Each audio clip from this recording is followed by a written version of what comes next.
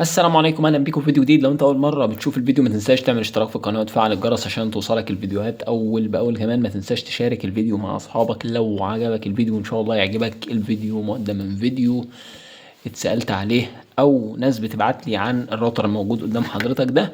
بتقول لك انا معايا الراوتر ده وعايز اعمل له سوفت وير. طيب ليه عايز تعمل له سوفت وير؟ يقول لك عشان انا مش اتصالات، انا مثلا عايز اشغله على فودافون او اشغله على وي او اشغله على اورنج.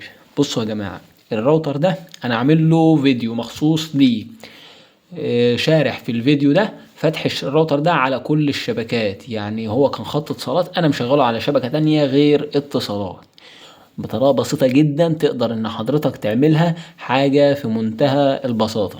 تمام، تقدر انك تشغله بدل ما تعمل سوفت وتخاطر بالراوتر الموجود قدام حضرتك. ودي نصيحة انا بقولها لك.